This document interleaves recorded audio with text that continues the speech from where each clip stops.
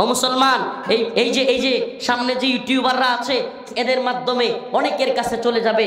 এই ইউটিউবারদেরকে বলি, এই কথাগুলো একটু তোমরা বিশেষভাবে প্রিয় ভাইরা উঠানোর চেষ্টা করবা। আজকে কয়েকদিন আগে স্বরাষ্ট্র উপদেষ্টা, আইন উপদেষ্টা, এরা কি বলল যে বাংলাদেশে 2009 সালে পিলকানায় যে বিডিআর বিদ্রোহের নামে অনেকগুলো সেনা অফিসারকে হত্যা করা হয়েছে, এটার কোনো তদন্ত কমিশন গঠন হবে না। ছাত্ররা যখন খেপে গেল গা, সমন্বয়করা যখন খেপে গেল গা, আমরা নিজেরাও পোস্ট করা শুরু করলাম। সবাই মিলে একযুগে ঘেরাও কর্মসূচি, আইন উপদেষ্টার বাসভবন, আইন উপদেষ্টার কার্যালয় ঘেরাও, স্বরাষ্ট্র উপদেষ্টার কার্যালয় ঘেরাও কর্মসূচি দিলাম। তখনই 5 দিনের ভিতরে, কয়দিন? 5 দিনের মধ্যে তদন্ত কমিশন গঠন করা হবে, এই মর্মে কথা বলা হলো, বিবৃতি দেওয়া হলো। 5 দিন যাইতে পারে নাই, সীমান্তের মধ্যে 3 জন মুসলমানকে বিএসএফ হত্যা করেছে। 5 দিন যাইতে পারে নাই, মায়ানমার সীমান্তে ভয়াবহ পরিস্থিতি বাংলাদেশে শুরু হয়ে গেছে। 5 দিন যাইতে পারে নাই, টঙ্গীর ইজতেমা ময়দানে হঠাৎ করে, কেউ জানে না শুনে না, হঠাৎ করে শোনা যাচ্ছে প্রধান উপদেষ্টার কার্যালয় ঘেরাও সকালবেলায়। হাই হাই, কোনো কিছু কিন্তু জানা নাই। এর মধ্যে হঠাৎ করে শুনি টঙ্গীর ইজতেমা ময়দানে অনেকগুলো মানুষকে হত্যা করে ফেলা হয়েছে, শত শত মানুষ আহত। আপনি কি বুঝতে পারেন ষড়যন্ত্র কোত্থেকে আসতেছে? আপনারা বুঝতে পারেন এগুলো কেন করা হচ্ছে? এর একটাই উদ্দেশ্য। এমনকি আপনাদেরকে বলি, যখন নতুন সরকার গঠন হয়, এর অনেক আগে থেকে হাসিনা সরকার পড়ে যাবে, এই পরিস্থিতি বুঝবার সাথে সাথে ভারতীয় গোয়েন্দা সংস্থা র বারবার যে শর্তটা দিচ্ছিল, 2টা জিনিস। একটা হলো 21শে আগস্ট গ্রেনেড হামলা, কিংবা ওই যে 10টা অস্ত্র মামলা, এগুলোর রায় কোনোভাবেই এই বাবর কিংবা তাদেরকে বের করা যাবে না।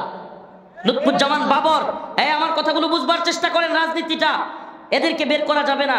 আর সবচাইতে বড় শর্ত যেটা ইন্ডিয়া দিচ্ছিল বারবার, সেটা হলো বিডিআর বিদ্রোহ নিয়ে কোনো তদন্ত করা যাবে না। তাহলে আপনি কল্পনা করেন, আপনি যদি আজকের অবস্থান না বুঝেন, আগামী দিনেও বাংলাদেশে কি হবে আপনি কিছু বুঝতে পারবেন না। বলবেন কি হইতেছে, কি হইতেছে, আপনি খালি দেখবেন হাই হাই, কিছুই বোঝা যাচ্ছে না কি হচ্ছে। মনে রাখবেন, বিডিআর বিদ্রোহে বিডিআর জওয়ানদের আড়ালে মুখোশ লাগিয়ে অনেক ভারতীয় গোয়েন্দা সংস্থা রয়ের সদস্যরা ছিল। বাংলাদেশকে একটা ব্যর্থ রাষ্ট্রে পরিণত করা, বাংলাদেশকে সেনাবাহিনীকে দুর্বল করার যে চক্রান্ত, এটা সেই 2009 সাল থেকে শুরু হয়েছিল। বিডিআর বিদ্রোহের আড়ালে ডাইল বাতের নামে আমি নিজে অনেক বিডিআরদের সাথে কথা বলে, ভিতরে কারাগারে ছিলাম, বিডিআর সদস্যরা শত শত এখনো ভিতরে, তাদের সাথে কথা বলে তারপর আপনাদেরকে বলেছি, এখানে যেটা হয়েছে বিডিআররা বুঝেই উঠতে পারে নাই, হঠাৎ করে কে বা কারা সেনাবাহিনীর সদস্যদের উপর গুলি করা শুরু করেছে। মুসলমান ইমানদার, এই ইতিহাস জানা আমাদের জন্য জরুরি। আগামীকালকে বাংলাদেশে কি হবে এটা বুঝতে হলে ভারতীয় গোয়েন্দা সংস্থার তৎপরতা বুঝতে হবে। যখনই বলা হলো 5 দিনের মধ্যে তদন্ত কমিশন গঠন করা হবে, 5 দিনের মধ্যে বাংলাদেশ একটা অস্থিতিশীল পরিস্থিতি তৈরির দিকে যাচ্ছে আবার। তাইলে বুঝতেছেন ষড়যন্ত্রটা বুঝতেছেন? তার মানে তারা চাই না বিডিআর বিদ্রোহ নিয়ে তদন্ত হোক। এজন্য আমরা বলি যতই তোমরা টঙ্গীতে ষড়যন্ত্র করে, তোমাদের পেটুয়া বাহিনী দিয়ে, তোমাদের সেই প্রথম আলো এবং ডেইলি স্টারের এই চালাচামুন্ডারা মিলে বাংলাদেশের মধ্যে একটা টঙ্গীর ঘটনা দিয়ে অস্থিতিশীল পরিস্থিতি তৈরি করবার চেষ্টা করো, সীমান্তে অস্থিতিশীল পরিস্থিতি তৈরি করো, তবুও আমি বলবো বর্তমান নতুন সরকারকে দ্রুত গতিতে আপনারা বিডিআর বিদ্রোহ নামের সেনাবাহিনীকে হত্যা করার এই মিশনে ভারত যে জড়িত, এটার অবশ্যই তদন্ত গঠন করুন, এটার তদন্ত করুন। আমাদের এই দেশে ভারতীয় গোয়েন্দা সংস্থার আধিপত্য যদি না রুখে দিতে পারেন, আটকে দিতে না পারেন, আমরা কখনোই স্বাধীন ছিলাম না, এখনো স্বাধীন হইতে পারবো না। এটা মনে রাখবেন, আমাদের প্রকৃত স্বাধীনতা তখনই আসবে। আরেকটু ইতিহাস টানবো। রৌমারী সীমান্তে বরুঙ্গামারি, বড়াইবাড়ি, মনে আছে আপনাদের? একটু পরে রৌমারীতে যাচ্ছি আলোচনা করতে। এই রৌমারী এলাকার বড়াইবাড়ি সীমান্তের বিশাল বড় এক যুদ্ধ সংগঠিত হয়েছিল ভারতীয় বিএসএফ এর সাথে বাংলাদেশের তৎকালীন বর্ডার গার্ড বিডিআর এর সাথে। আপনারা জানেন এটা? ওই বিডিআর এর তৎকালীন যারা প্রধান ছিলেন, এদের প্রত্যেককে পিলকানায় মেরে ফেলা হয়েছে। আমাকে বলেন আরো কি বুঝতে বাকি আছে? আরো বুঝার বাকি আছে আপনাদের। এখানে হাইরা গিয়া তাদের অনেক সদস্য বিএসএফ এর, আমাদের জওয়ানরা, আমাদের যুবকেরা, তারা সাহসিকতার সাথে 8-10 জনে মিলে ভারতীয় বিএসএফ অনেকগুলোরে শোয়া দিছে। যদিও ভারতীয় বাহিনী 16 জনের কথা স্বীকার করছে, আসলে 16 জন হইল যেগুলো বাংলাদেশ থেকে আটটাইনা টুইনা নিতে পারে নাই। সুবহানাল্লাহ বলেন না, নিতে পারে নাই এমন 16 জনকে রাইখা গেছে। কিন্তু শোনা যায় প্রায় 100-এর মতো বিএসএফ ওই যুদ্ধে নিহত হয়েছিল, জাহান্নামে গেছিল বললেও ভুল হবে না। এই কাফেরের দল মুসলমানদেরকে মারতে আসা কই গেছিল? যারা জাহান্নামে পাঠাই দিছিল ওই সমস্ত যারা কিনা বিডিআরদের নেতা ছিল, এদেরকে পিলকানায় বিডিআর বিদ্রোহের নামে সবাইকে মেরে ফেলা হয়েছে। এবং ভারত ওই আপনাদের রৌমারির বড়াইবাড়ি এই সীমান্তে হত্যার প্রতিশোধ নেওয়ার জন্য তখন থেকে প্ল্যান করতে থাকে। তখন থেকেই শেখ হাসিনাকে ক্ষমতায় আনা এবং কিভাবে কি করা হবে, কিভাবে প্ল্যান করা হবে, সব কিছু গোছানো হয়। আমাকে বলেন, যদি তাই না হবে, তৎকালীন সময়ে সেনাবাহিনী এতবার বলেছে যে বিডিআর যারা জওয়ানরা বিদ্রোহ ঘোষণা করেছে আমরা তাদেরকে প্রতিহত করতে চাই, কিন্তু শেখ হাসিনা, নানক, এই সাহারা খাতুনরা অনুমতি দেয় নাই। তার মানে কি সন্দেহের অবকাশ আছে না নাই? আছে না নাই? এখন আবার যখনই বিডিআর বিদ্রোহের তদন্ত, আচ্ছা বলেন সঠিক তদন্ত হলে সমস্যা কোথায়? সঠিক তদন্ত হলে সমস্যা কোথায়? যদি ভারত জড়িত নাই থাকবে, আওয়ামী লীগ জড়িত নাই থাকবে, তাহলে তদন্ত হইলে সেটাও বের হয়ে আসুক। আমি তো বলি 2টা ঘটনার বাংলাদেশে সুষ্ঠু তদন্ত হওয়া উচিত। একটা হলো 21শে আগস্ট গ্রেনেড হামলা, আর একটা হলো এই বিডিআর বিদ্রোহের নামে সেনাবাহিনীকে পঙ্গু করে দেওয়া। মুসলমান ইমানদার, তোমাদেরকে বলে যাই, তোমরা সীমান্তের খুব কাছাকাছি জনগণ, ও জামালপুরের কি বলে দেওয়ানগঞ্জের মুসলমান, তোমাদেরকে বলে যাই, প্রিয় যুবক ভাইরা, তোমরা আমাদের প্রোগ্রামে 80% 90% যুবক আমাদের কথা শুনতে আসো, আমাদেরকে ভালোবাসো। এই ভালোবাসা হোক আল্লাহর জন্য, এই ভালোবাসা হোক দ্বীনের জন্য, এই ভালোবাসা হোক ঈমানের জন্য। ও মুসলিম যুবক ভাইরা, তোমরা তৈরি থাকো, তোমরা তৈরি থাকো ভারতীয় আগ্রাসনকে প্রতিহত করবার জন্য। আল্লাহর রাসূলের সেই ঘোষণা, ইসাবাতান মিন উম্মতি আহরাজাহুমাল্লাহু মিনান নার, ইসাবাতুন তাগজুল হিন্দা ওয়া ইসাবাতু মা ঈসা ইবনে মারইয়াম।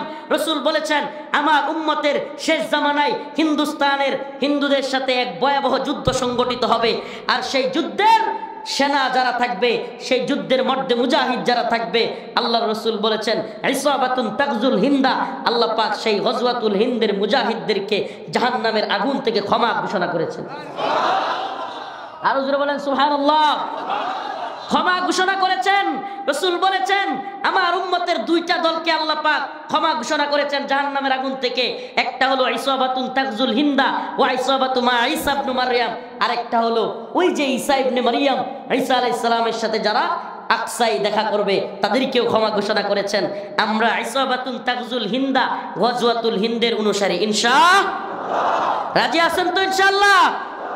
আমরা কি মুসলমানে যুদ্ধ করব, ঝগড়া করব, নাকি গজওয়াতুল হিন্দের জন্য তৈরি হব? প্রয়োজন হলে আমরাই সেনাবাহিনীর কাতারে গিয়ে, আমরাই বিজিবির কাতারে গিয়ে ভারতীয় এই বাহিনীকে, কট্টর হিন্দুত্ববাদীদেরকে রাসূলের দিক নির্দেশনা অনুযায়ী গজওয়াতুল হিন্দ আসন্ন হিন্দুত্ববাদী ব্রাহ্মণ্যবাদী তাগুতি শক্তির মোকাবেলা করবার জন্য রাসূলের ঘোষণা অনুযায়ী আমরা তৈরি হব ইনশাআল্লাহ। শুধু তাই নয়, হিন্দুত্ববাদী এই ব্রাহ্মণ্যবাদী শক্তির নেতাদেরকে টেনে হিচড়ে হিন্দুস্তানের দিল্লিতে কালেমার পতাকা উড়িয়ে কল্লায় ধরে ধরে আকসার দিকে নিয়ে যাব ইনশাআল্লাহ। রাজি আছেন তো?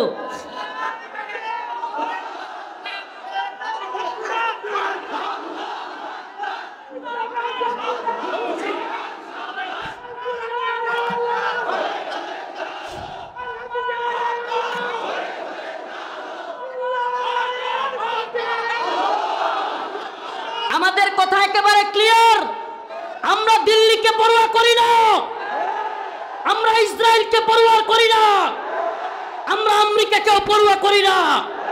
আমরা মুসলমান, আমরা ইমানদার, আমরা আল্লাহকে ভয় করি। আমরা কাকে ভয় করি? এক আল্লাহকে ভয় করি। ও মুসলমান যুবক, কথা দাও। ও মুরব্বী ভাইরা, বাবারা, কথা দেন। প্রিয় ভাইরা, প্রিয় বাবারা, মুরব্বী বাবা যারা আছেন, কথা দেন। নিজেরা কোনো মারামারি করবেন না, দলাদলি করবেন না। আসাবিয়ত বাদ দেন, দ্বীনের ক্ষেত্রে দয়া করে একটু স্যাক্রিফাইস করার চেষ্টা করেন। আমার ভুল হইতে পারে, আমাকে ক্ষমা করেন, আপনারও ভুল হইতে পারে, আমিও আপনাকে ক্ষমা করি। আসেন, মুসলমানদের মধ্যে আল্লাহ রসুল বলেছেন মুসলমান মুসলমান ভাই। আল্লাহ পাক নিজে বলেছেন ইন্নামাল মুমিনুনা ইখওয়া। আসেন আমরা ভাই ভাই নিজেরা মারামারি বন্ধ করি। কাফের মুশরিকরা উত পেতে আছে আমাদেরকে ধ্বংস করবার জন্য। রসুল বলেছেন আল কুফরু মিল্লাতুন ওয়াহিদা, সমস্ত কাফের সম্প্রদায় হলো এক গোষ্ঠী, এরা এক জাতি। কাফেররা সবাই আমাদের বিরুদ্ধে। আপনি বলেন মায়ানমারেও মুসলমানদের বিরুদ্ধে আক্রমণ হচ্ছে না? বলেন না হচ্ছে না? তার মানে বৌদ্ধরা মায়ানমারে আক্রমণ করতেছে, ফিলিস্তিনে ইহুদিরা মুসলমানদের উপর আক্রমণ করতেছে, কাশ্মীরে মুসলমানদের উপর আক্রমণ করতেছে কারা? হিন্দুরা। আমারে বলেন চাইনায়, চীনেও রাশিয়াতেও এই সমস্ত পত্তলিকরা মুশরিকরা, এরা যারা কিনা নাস্তিক, এরাও মুসলমানদের উপর আক্রমণ করতেছে। তার মানে কি দাঁড়ালো? সব দিকে বৌদ্ধরা, খ্রিস্টানরা, ইহুদিরা, কি বলে, সব এই নাস্তিক সাতেম সবগুলো মিলে মুসলমানদেরকে আক্রমণ করতেছে। কথা ঠিক? কথা সত্য? তার মানে কি আমরা যদি নিজেরা বিচ্ছিন্ন থাকি, মায়ের আরো খাওয়া লাগবে, মায়ের আরো। আর যদি নিজেরা ঐক্যবদ্ধ হই, আজকে যে রাগ আপনি অন্য মুমিনের প্রতি দেখাচ্ছেন, আল্লাহ রসুলের ব্যাপারে আল্লাহ বলেছেন মুহাম্মাদুর রাসূলুল্লাহ ওয়াল্লাযীনা মাআহু আশিদ্দাউ আলাল কুফফার রুহামাউ বাইনাহুম। আল্লাহ পাক বলেছেন আমার নবী মুসলমানদের সাথে নরম ছিলেন, তার সাহাবায়ে কেরাম মুমিনদের সাথে নরম ছিলেন। আশিদ্দাউ আলাল কুফফার, কাফেরদের ব্যাপারে শক্ত ছিলেন। আর আপনি কাফেরদের মূর্তি পাহারা দিতে যান, মন্দির পাহারা দিতে যান, আর মুসলমানদের মাথা ফাটাইতে যান। আপনি কেমন রসুলের উম্মত? আমারে বলেন না, আপনি কেমন উম্মত হইলেন? রসুল এবং তার সাহাবায়ে কেরাম মুমিনদের ব্যাপারে ছিল রুহামাউ বাইনাহুম আশিদ্দাউ আলাল কুফফার, কাফেরদের ব্যাপারে শক্ত, মুমিনদের ব্যাপারে কি ছিলেন? নরম। আর আপনি হিন্দুদের মন্দির পাহারা দেন, মন্দিরের দারোয়ান সাজ্জান মূর্তির, আর মুসলমানদের গিয়া মাথা ফাটাই দেন। আপনার রসুলের সাথে আপনার মিললনি, সাহাবায়ে কেরামের সাথে মিললনি। আমরা নিজেদের ব্যাপারে নিজেরা নরম হব, কাফেরদের ব্যাপারে শক্ত হব। চক্রান্ত এবং রয়ের চক্রান্ত হলো বাংলাদেশে যারা কট্টর ভারত বিরোধী এবং হিন্দুত্ববাদীদের আগ্রাসনের বিরোধী, তারা টার্গেট করে এদেশের এই সমস্ত ব্যক্তিদেরকে কিলিং মিশনে নামছে। নাউজুবিল্লাহ। আপনি কল্পনা করতে পারেন, আমাদেরকে হয়তো সতর্কতার সুযোগ আমরা নাও পাইতে পারি, কিন্তু মুসলমান যুবক তোমাদেরকে বলে যায় আমাদেরকে শহীদ করে দেওয়া হোক। সাইফুল ইসলাম আলিফ ভাইকে টার্গেট করে শহীদ করা হয়েছে। আমাদের দুই সমন্বয়ক সার্জিস হাসানাত, এই দুই ভাইকে টার্গেট করে চট্টগ্রামে আলিফ ভাইয়ের রওজা থেকে, কবর থেকে যখন তারা জানাজা থেকে আসতেছিল, তখন তাদের গাড়িকে ঘুরিয়ে দেওয়া প্ল্যান করেছিল। তাহলে আমাদেরকেও টার্গেট কিলিংয়ের মাধ্যমে শহীদ করে দিতে পারে, এটা কোনো ব্যাপারই না। কিন্তু আল্লাহ যেদিন হায়াত যতদিন রেখেছেন, এতদিন কেউ মারতে পারবে? আমরা এদেরকে পরোয়া করি না। আমি ভাইকে বলেছি, ভাই দোয়া করবেন। আমরা মাঠে ময়দানে যেভাবে গাড়ি নিয়ে চলাচল করি, রাতের অন্ধকারে 2টা 2:30টায় রাস্তায় দাঁড়ায় কেউ যদি শহীদ করে দেয়, গুলি করে দেয়, আমাদের তো কিছু করার থাকবে না। কিন্তু আমাদের সাথে আল্লাহ আছে। কে আছে? আমরা আল্লাহকে ভয় করি, সচেতন করে যায়। এই দেওয়ানগঞ্জের জামালপুরের মুসলমান, সীমান্তবর্তী মুসলমান, আল্লাহ না করুক আগামীকালকে আপনার আমার মা বোনদেরকেও এই ভারতীয় বাহিনী ঢুকে দর্শন করা শুরু করতে পারে। নাউজুবিল্লাহ। আপনারা কল্পনাও করতে পারবেন না। এই দলাদলি ছাড়েন। আপনারা তো মনে করতেছেন যে আরে সুখেই তো আছি, সব কিছু তো ঠিকঠাক আছে। এত ঠিকঠাক থাকবে না। এদের মধ্যে অলরেডি তাদের মধ্যে চূড়ান্তভাবে প্ল্যান চলতেছে। গোয়েন্দা সংস্থার সাথে তারা অলরেডি বসছে, নেতারা বসছে। বাংলাদেশে হামলা করলে কি হইতে পারে, ভারত থেকে নিজেদের রাষ্ট্রের মধ্যে কি পরিস্থিতি তৈরি হইতে পারে, বহির্বিশ্ব কি চাপ দিতে পারে, বাংলাদেশ থেকে কতটুকু আসতে পারে, এগুলো নিয়ে অলরেডি তারা প্ল্যানের মধ্যে আছে। মুসলমান ইমানদার, এখন যখন তারা নিজেরা প্ল্যান বিতে চলে গেছে, সেটা কি? মায়ানমারকে দিয়া বাংলাদেশে অ্যাটাক করানো। আমরা বলতে চাই আমরা সব সময় সজাগ থাকবো। কেন? কারণ আগামীকালকে চোর আমার বাড়িতে চুরি করবে, এটা জানা থাকাই অনেক চুরের চুরি থেকে বাধা দেওয়ার জন্য এটাই যথেষ্ট। আগামীকালকে আমার বাড়িতে কি হবে? চুরি হবে, ডাকাতি হবে, এটা জানা থাকলে আমি প্রস্তুতি নিতে পারবো। ঠিক কি ঠিক না? এই জন্য সীমান্তের মুসলমানরা সজাগ থাকতে হবে, সব সময় সজাগ থাকতে হবে। নিজেরা মারামারির সময় না, এখন নিজেদেরকে সজাগ থাকার সময় এবং তৈরি হওয়ার সময়। ইমানি দিকে, আকীদার দিক থেকে, নামাজের দিক থেকে, তালিমি দিক থেকে, তরবিয়তের দিক থেকে, শারীরিক ফিটনেসের দিক থেকে, সব দিক থেকে মুসলিম যুবকরা এখন ইমানের জন্য, জিহাদের জন্য, দ্বীনের জন্য, জীবন দেওয়ার জন্য প্রস্তুত থাকতে হবে। আল্লাহ পাক আমাদের সবাইকে বুঝার আমল করার তৌফিক দান করুন। ওয়া আখিরু দাওয়ানা আলহামদুলিল্লাহ। তা'মুরুনা বিল মা'রুফ ওয়া তানহাউনা আনিল মুনকার। তোমাদেরকে উত্তম জাতি হিসেবে পাঠানো হয়েছে, খায়রা উম্মাহ হিসেবে পাঠানো হয়েছে। তোমাদের কাজ হলো সৎ কাজের আদেশ করা। তা'মুরুনা বিল মা'রুফ ওয়া তানহাউনা আনিল মুনকার। তাহলে আমাদের কাজ কি? আমরা সৎ কাজের আদেশ করব, অসৎ কাজ হতে নিষেধ করব। আমাকে বলেন, ইসলাম নবীদের মাধ্যমে, রাসূলদের মাধ্যমে এসেছে। এখন নবীও নাই, রাসূলও নাই। এখন নবী এবং রাসূলদের কাজটা কে করবে? নবী এবং রাসূলের কাজটা যারা কোরআনের জ্ঞান রাখে, ওই দাওয়াতি কাজ তারা করবে। আর আওয়ামদের কাজ কি তাহলে? আওয়ামরা উলামায়ে হক্কানির কথা মেনে চলবে। ঠিক কি ঠিক না? আমাকে বলেন, আমরা কি এমন সমাজ চাই, এমন রাষ্ট্র চাই যেখানে আলেম ছাড়া ইসলাম? হ্যাঁ? আচ্ছা বলেন, ড্রাইভার ছাড়া গাড়ি চলবে? হ্যাঁ? ইঞ্জিন ছাড়া ট্রেন চলবে? হ্যাঁ? একটা জাতির আলেমরা হলেন রাহবার, ইঞ্জিন। একটা জাতির আলেমরা হলেন ড্রাইভার। তো আলেমদের মধ্যে ভুল হতে পারে, আলেমরা কেউ ভুলের ঊর্ধ্বে নয়। কিন্তু তাই বলে আপনি যদি সম্মিলিতভাবে আলেমদেরকে ঘৃণা করেন, আপনার মধ্যে যদি কেউ এই বীজ বপন করে দেয় যে আলেম শূন্য অবস্থান আপনি চান, আলেমরাই সকল গন্ডগোলের মূল, এই ধরনের চিন্তা আপনার মাথায় আসে, আমি জানতে চাই, আলেম ছাড়া সমাজ, আলেম ছাড়া রাষ্ট্র, এটা চায় শয়তান। কেন?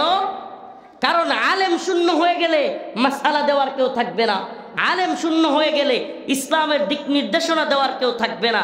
ওই সমাজের মধ্যে ফিতনা ছড়ানো, ওই সমাজের মধ্যে, ওই রাষ্ট্রের মধ্যে বিদআত ছড়াইয়া দেওয়া, ওই রাষ্ট্রের মধ্যে শিরিক কুফর ঢুকাইয়া দেওয়া খুব সহজ হয়ে যাবে।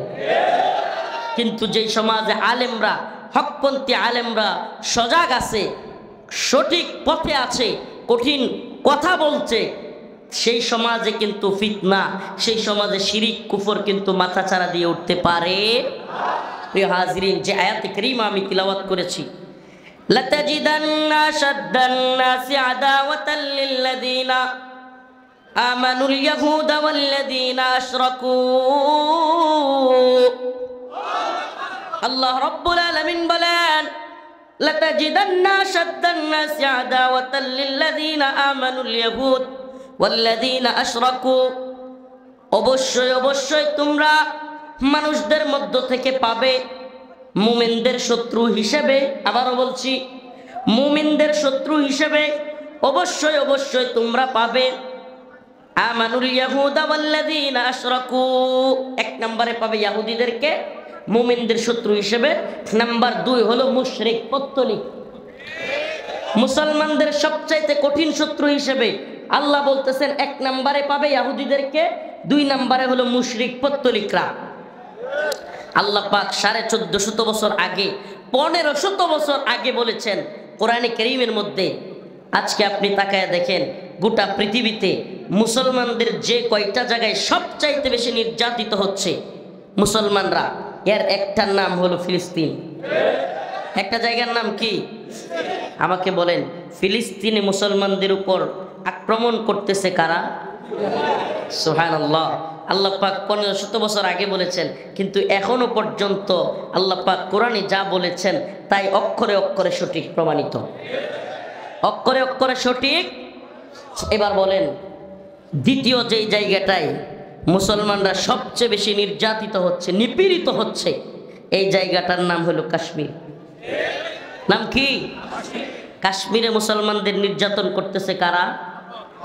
বলেন না, মুশরিকরা, মুশরিক পত্তলিক ভারতীয় সেনাবাহিনী।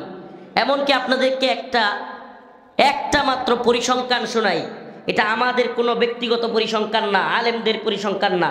বিবিসি, আল জাজিরার মতো ওয়ার্ল্ডের নামি দামি মিডিয়াগুলোর অ্যানালাইসিস হলো, মিডিয়াগুলোর বক্তব্য হলো, শুধু কাশ্মীরে বিগত স্বায়ত্তশাসন বাতিল করার পর থেকে ভারতীয় সেনাবাহিনী 10,000 মুসলিম মা বোনকে দর্শন করছে। কত? এটা আরো 4-5 বছর আগের পরিসংখ্যান, এখনকার পরিসংখ্যান জানি না, এখনকার আপডেট পরিসংখ্যানটাও জানা নাই। আরো কয়েক বছর আগের পরিসংখ্যান হলো 10,000 মা বোনকে দর্শন করেছে। ও মুসলমান ইমানদার, আমাদের কথা বলা দরকার, কাজ করবার দরকার হিন্দুত্ববাদী ভারতের বিরুদ্ধে। আমাদের কথা বলা দরকার, আমাদের শ্রম, আমাদের সময় ব্যয় করা দরকার ইহুদিবাদী ইসরায়েলের বিরুদ্ধে। এরা মুসলমানদের শত্রু, এরা বাংলাদেশ রাষ্ট্রের শত্রু। এই হিন্দুত্ববাদীরা এরা 2 দিন পর পর বাংলাদেশ দখলের কথা বলতেছে। এদের বিভিন্ন পর্যায়ের নেতারা, এমনকি এদের প্রধান, রাষ্ট্রের যে প্রধানমন্ত্রী, সে পর্যন্ত তার টুইটারে, তার অ্যাকাউন্টের মধ্যে লিখেছে বাংলাদেশ কোনো স্বাধীন হয় নাই। 71-এর যে যুদ্ধ পাকিস্তানের সাথে হয়েছিল, এটা ভারতের যুদ্ধ হয়েছিল এবং সেই যুদ্ধে ভারত বিজয়ী হয়েছে। বলেন তাইলে এটা কি 71-এ আপনারা যারা এই স্বাধীনতার ট্যাবলেট এতদিন আওয়ামী লীগ, যুবলীগ, ছাত্রলীগকে, এই যে ছাত্রলীগ, যুবলীগকে, আওয়ামী লীগকে ট্যাবলেট খাওয়ানো হয়েছে, স্বাধীনতার চেতনা, বঙ্গবন্ধুর চেতনা, মুক্তিযুদ্ধের চেতনা, এই চেতনার ট্যাবলেটগুলো খাওয়াইছে। এখন বুঝছেন তো স্বাধীনতা কারে কয়?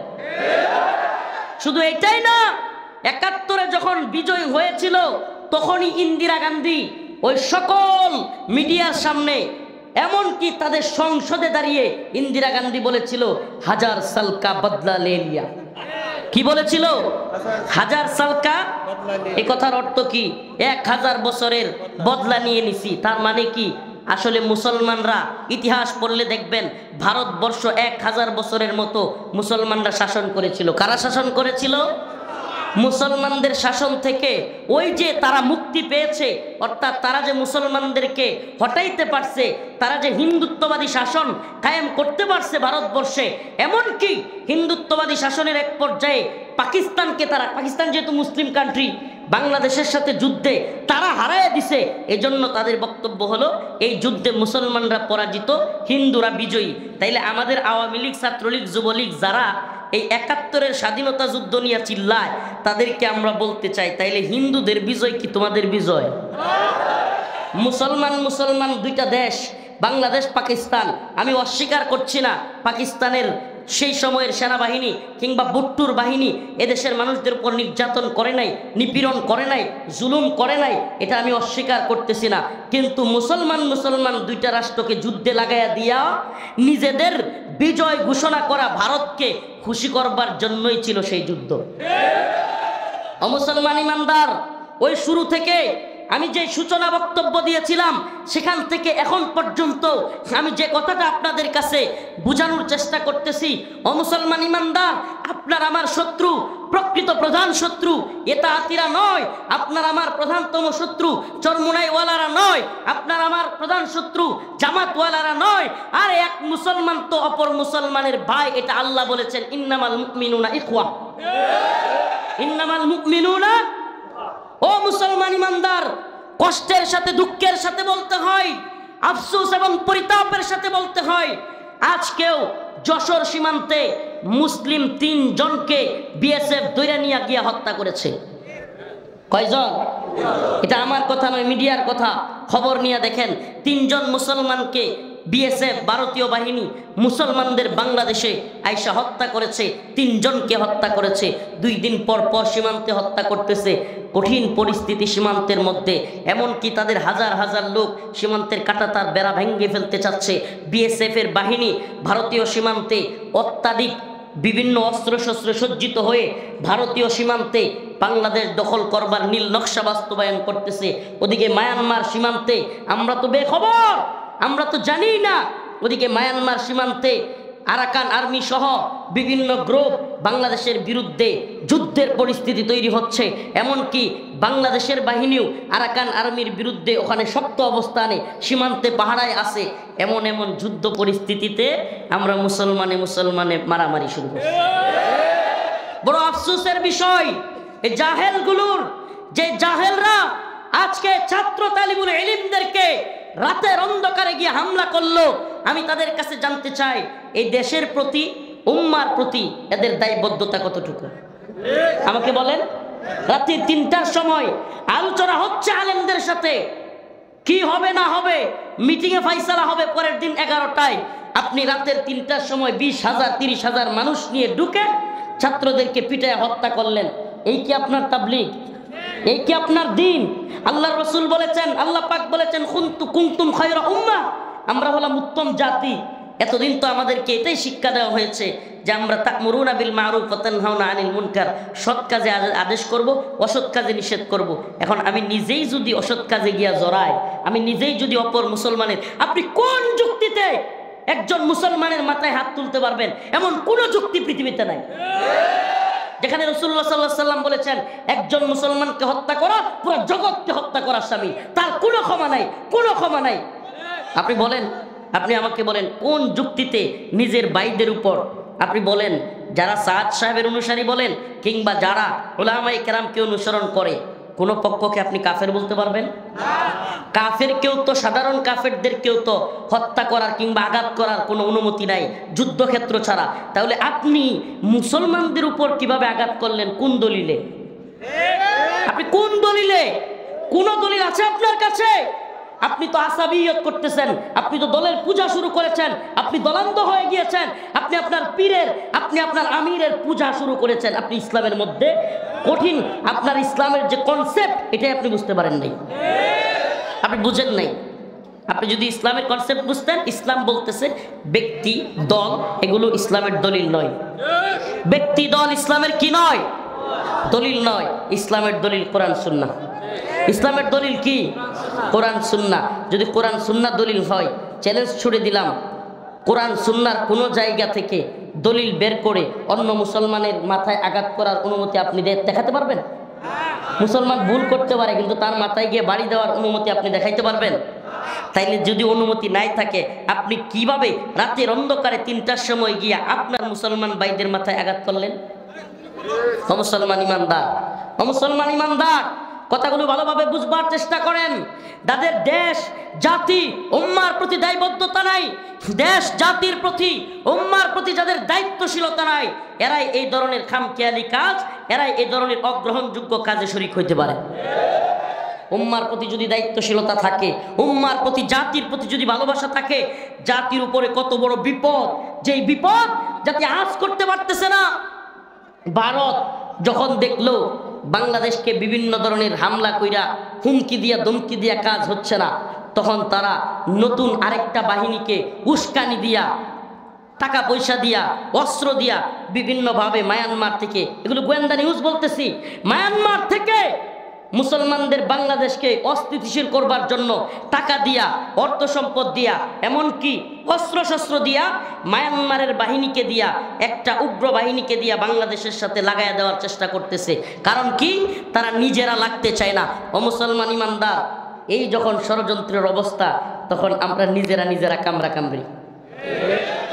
দেশ জাতিকে নিয়ে এত বড় বড় ষড়যন্ত্র, আল্লাহ পাক নিজে বলেছেন লাতাজিদান্না আশাদ্দান নাস আদাওয়াতান লিল্লাযিনা আমানুল ইয়াহুদ ওয়াল্লাযিনা আশরাকু। আল্লাহ পাক নিজে বলেছেন তোমরা অবশ্যই অবশ্যই মুমিনদের শত্রু হিসেবে ইহুদি এবং মুশরিকদেরকে পাবে। আজকে ইসরায়েলের নেতানিয়াহু হুঙ্কার দিয়ে মুসলমানদের গাজাকে মাটির সাথে মিশিয়ে দিচ্ছে, বোম্বিং করতেছে। ও মুসলমান, গাজার মুসলমানরা খাবার পানি পর্যন্ত পাচ্ছে না।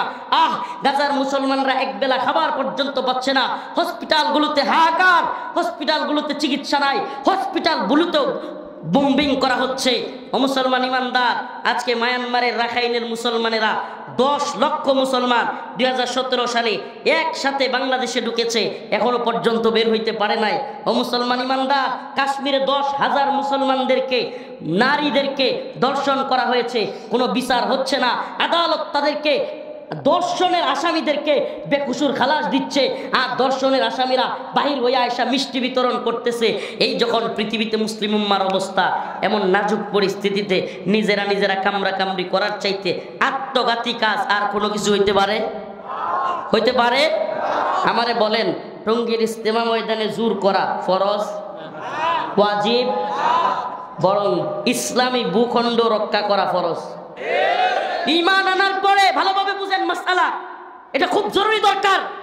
ঈমান আনার পরে সবচাইতে জরুরি ফরজ হলো, ঈমান আনার পরে মুসলমানদের উপর সবচাইতে বড় ফরজ, নামাজ রোজার চাইতেও বড় ফরজ হলো মুসলিম ভূখণ্ড রক্ষা করা।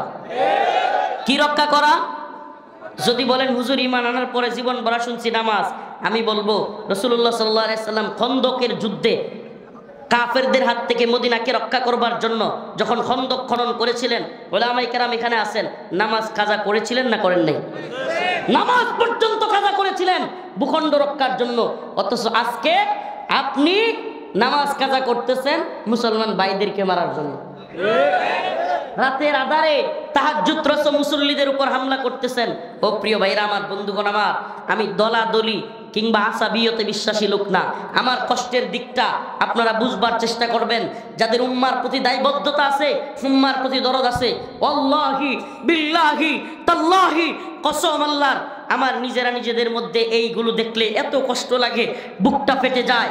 যদি এই পুরো ময়দানে যতগুলো মানুষ সবগুলো যদি সীমান্ত দিয়ে ভারতীয় বাহিনীও ঢুকে, আল্লাহু আকবার, আমি একা প্রয়োজনে দাঁড়ায় যাব শাহাদাতের জন্য, পরোয়া করি না। কিন্তু ভাইয়ে ভাইয়ে যখন মারামারি লাগে, এর চাইতে কষ্টের আর কিছু থাকে না, এর চাইতে কষ্টের আর কিছু থাকে না। ও মুরব্বিয়ানে কেরাম, ও মুরব্বিয়ানে কেরাম, আপনি তাবলীগের কোন গ্রুপের, আপনি তাবলীগের কোন গ্রুপ এটা আমি জানি না, কোন পক্ষকে সাপোর্ট করেন এটাও আমি জানি না, কিন্তু আল্লাহর হস্তে পায়ে হাত ধরে বলি, আপনাকে কে বুঝাচ্ছে অন্য মুসলমান ভাইয়ের শরীরে আঘাত করার কথা? আপনাকে কে বুঝাচ্ছে? ও মুসলমান, আমরা কিন্তু রাসূলুল্লাহ সাল্লাল্লাহু আলাইহি সাল্লামের সাহাবায়ে কেরামের জামানা থেকে একটা শিক্ষা পাই। সাহাবায়ে কেরামের মধ্যে যারা বিচক্ষণ ছিলেন, যারা জ্ঞানী ছিলেন, তারা উম্মাহ কনসেপ্টে ক্লিয়ার হয়ে যখন হযরত আলী রাদিয়াল্লাহু আনহু এবং মুআবিয়া রাদিয়াল্লাহু আনহুর মধ্যে একটা ফাইটিং পরিস্থিতি তৈরি হয়েছিল, যখন তাদের মধ্যে একটা যুদ্ধ পরিস্থিতি তৈরি হয়েছিল, অসংখ্য সাহাবায়ে কেরাম কোনো পক্ষ নেন নাই, কোনো পক্ষ নেন নাই। তারা চুপসে ছিলেন, তারা নীরব ছিলেন, তারা নিবৃতে থাকতেন। আমি তো বলি, আপনি যদি প্রকৃত পক্ষে দ্বীনের প্রতি ভালোবাসা থাকে, উম্মার প্রতি দরদ থাকে, আপনি অবশ্যই আলেমদের পক্ষে থাকবেন, নতুবা চুপ থাকবেন।